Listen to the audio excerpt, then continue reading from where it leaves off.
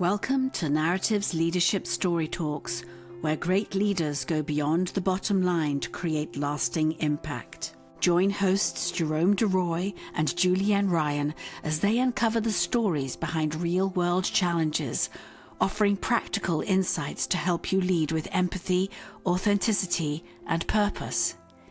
Each episode dives into how leaders use storytelling to build trust, foster connection, and inspire action. Whether you're navigating workplace dynamics, driving change, or building high-performing teams. And then one day I had a new manager, and I didn't really like him very much. He was quite small. For those of you of my age, he had a kind of Leo Sayer perm kind of going on with his hair.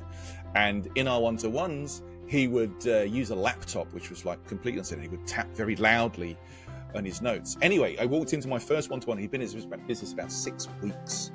And his opening salvo to me was, right, Andy, sit down. You are going to disappoint me and let yourself down if a few things don't change. And in that moment, I felt the hairs on the back of my neck stand up. I went red. I was angry. In my head, I could hear myself saying, who do you think you are? By the way, do you know who I am? I mean, that's a bad place, right, when you start talking about yourself like that. But in the course of a conversation where it was so direct, but incredibly personal and supportive, I went from that anger and affrontedness to feeling really embarrassed and seen. And I left that conversation like, I got to change. And I truly believe that intervention changed the absolute trajectory of my career. Hello, we're back on with Leadership Story Talks. We just heard Andy Goram talking about getting a pretty powerful piece of feedback that must have been difficult to hear at the time, but that led to him realizing, that he was on this quest for a particular value of kindness. So yeah, that's what we're discussing today. And I know there's much to unpack. I'll hand it over to you first. Oh my God. To anybody who's just doing this as the audio version, not looking on YouTube, I was watching Jerome's face and I was watching my expression, my eyes open up when he gave this explanation of like, here's this, it was almost like he had an out-of-body experience in that moment and he was in shock.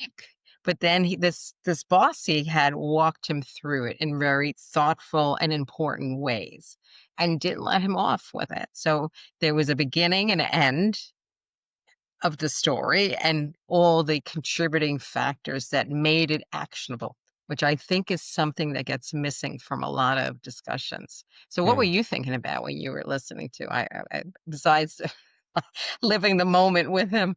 Yeah, no, well, definitely. I was definitely taken into the experience, which is important and just a testament to the power of a story. But I think,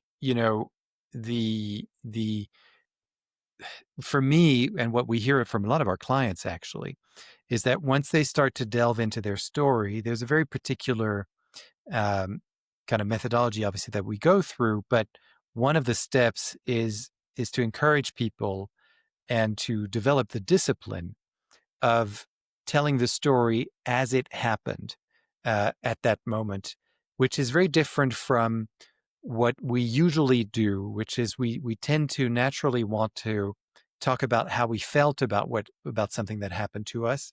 We want to talk about how we thought, what we thought about it, what kinds of conclusions we came up with, the learnings, the lessons, the moral of the story, etc. But none of that is a story.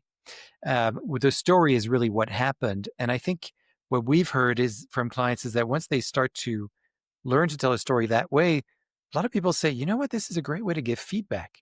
Because so many times I've got people barging into my office and saying, I'm so angry at so-and-so, I can't believe their behavior. But you're not actually hearing anything that happened. You're only hearing a lot of emotion. And so when someone is giving you that kind of comment, the best thing to do is to take it in and then to just ask, so can you please just tell me what happened? Tell me the details of the experience. And then when you have to give feedback to someone, same thing applies. Tell them exactly what happened. Give them the feedback based on things that happened as opposed to something that you're feeling or something that even you're thinking, so, I have a feeling that if you were doing, say, things this Oh, way, God, maybe yes. things would be going better. When you do things this way, it gives me this feeling, which is not invalid. I don't want to invalidate Mm-hmm. anybody's feelings. But if you're trying to give feedback that's going to go to your point, actionable steps, say something according to something that happened. Try to be empirical about it. Use Mm-hmm. data essentially. But it's so the same principle applies. That when you're telling a story, you have to tell what happened because that's going to bring your audience in, and we witnessed that with Andy. And similarly, when you're giving feedback, try to be really, really specific because the more you are, the less likely it is that people will argue with you and be like, no, it's not. Mm-hmm. No, if you just say that's exactly what happened, right? And then give the person a chance to also say what happened from their perspective, right? But as soon as you get into emotion territory, thoughts territory, try to bring it back to something more specific that you can actually act on. Well, what you're saying is resonating with me because a lot of times if people are uncomfortable and they're or angry, so Yeah. picking your moment of when you are saying this, so you have to be in control of where you are and what your delivery is going to be. Assemble your facts and then create some data if you call on if you need it. But also the story is to put the person in the experience. Do they start to have empathy or understanding or have context about why that situation was received that way and where better choices were? And Yeah. then having that individual kind of doesn't always happen, the aha moment doesn't always happen in that room when you're coaching somebody or when you're giving them feedback. Give them an opportunity to absorb, maybe mirror back something and revisit it. Mm. Feedback, when it's done really well, is not a one and done. It's like you're an athlete coach. That athlete isn't going to get to be that award winning, medal winning athlete by just doing one run and getting some critique. They got to have reshape their thought process and their body and how they're using their arms and their legs to go from one point to another. You got to do that as your match. And I know it takes time and you're busy, but these tools that we share here will make a big difference. Spend time, as I used to say in my office, to save time in the long run. Small headache comes a bigger one. Old news does not age well, or bad news, I would say, does not age well.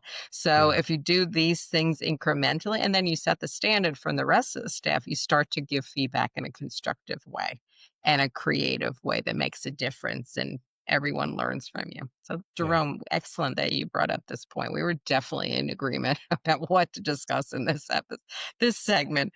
Oh my Yeah. goodness. Yeah, absolutely. And I really encourage everyone to go and find that episode with Andy Goram because it's really filled with nuggets like this, and we do come full circle to come back to that story. And one of his pieces of advice is in giving feedback and not being afraid of giving honest feedback, because ultimately the intention behind giving feedback is to make everyone better, and it's Mm-hmm. not to sort of blame or to shove accountability to the side, my own accountability to the side when I'm giving feedback to someone else. I need to be ready to receive feedback as well, and so it's not is exactly what you said. It's not a one and done, and it's not a one-way street. It's got to be a two-way street, a Mm-hmm. conversation more than anything else, in order for it to be effective. Simply put. So, yeah. Well, thank you again for another Oh, wonderful thank you. short Thank debrief you. episode based on one of our great guests. It's always a pleasure. Thanks for being my co-host, and thank you, Thank listeners, you. for being with us today and for listening as always. If you want to hear more of these podcasts, you can go to narrative.com, narrative.com/podcast. You'll find our entire archive there. If you subscribe to the podcast wherever you find your podcast, you will not miss a single episode. And I always say that because you might be missing some great insights and wisdom in your inbox. So make sure to subscribe. Also, leave a review. That creates word of mouth. We want as many people as possible to get these kinds of insights. When you go to narrative.com, you'll find lots of resources, including a current online course, which is self-paced, on demand, and there's a special 25% discount for you listeners right now when you type in code NARATIV. So go and check those things out. This will all be in the episode notes. Hope to see you soon in any one of our iterations. Go ahead, Julienne. And what do I say every time you talk about this class? It works. I know from my own experience, the story process works in real time. It is a practical tool. It will open up a whole sea chain of opportunities to how you manage your staff, see yourself, and get things done. Amen. Well, thanks for that. I'm really looking forward to the next one. And we'll see you soon, everybody. Cheers. Yes, of course. Thanks. All right. Bye, everyone. For more information on the narrative listening and storytelling method and how it can help your business, go to narrative.com.